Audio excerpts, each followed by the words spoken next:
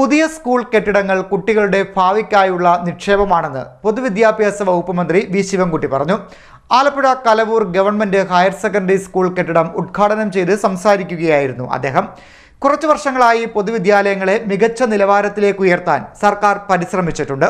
അടിസ്ഥാന സൗകര്യങ്ങൾ മെച്ചപ്പെടുത്തിയും സാങ്കേതിക വിദ്യകൾ ക്ലാസ് മുറിയിൽ എത്തിച്ചും കുട്ടികളുടെ പഠന നിലവാരം ഉയർത്താനായെന്നും മന്ത്രി പറഞ്ഞു.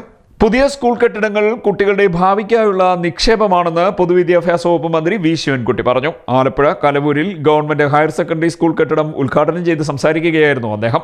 ഇന്ന് ഓരോ കുട്ടിക്കും ലോകോത്തര നിലവാരത്തിലുള്ള വിദ്യാഭ്യാസം നേടുവാനുള്ള അവസരം ഈ കെട്ടിടം തുറന്നു തരും. നമ്മുടെ കുട്ടികൾക്ക് വേണ്ടത് വെറും അറിവല്ല, മറിച്ച് അറിവിനെ ജീവിതത്തിൽ പ്രാവർത്തികമാക്കാനുള്ള കഴിവാണ്. അതിനാൽ പുതിയ കാലഘട്ടത്തിനനുസരിച്ച് നമുക്ക് മാറുവാൻ കഴിയേണ്ടതായിട്ടുണ്ട്. കുറച്ചു വർഷങ്ങളായി പൊതുവിദ്യാലയങ്ങളെ മികച്ച നിലവാരത്തിലേക്ക് ഉയർത്താൻ സർക്കാർ പരിശ്രമിച്ചിട്ടുണ്ട്. കുട്ടികൾക്ക് വേണ്ടത് അറിവ് മാത്രമല്ല, മറിച്ച് അറിവിനെ ജീവിതത്തിൽ പ്രാവർത്തികമാക്കാനുള്ള കഴിവും വേണം.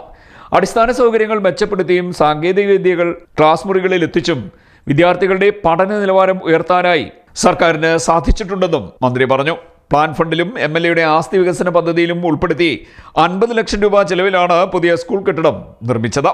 ചടങ്ങിൽ PP ചിത്തരഞ്ജൻ MLA അധ്യക്ഷത വഹിച്ചു. ജില്ലാ പഞ്ചായത്ത് പ്രസിഡന്റ് KG രാജേശ്വരി അടക്കമുള്ള ജനപ്രതിനിധികളും ഉദ്യോഗസ്ഥരും പങ്കെടുത്തു. CDNet news, Kayamkulam.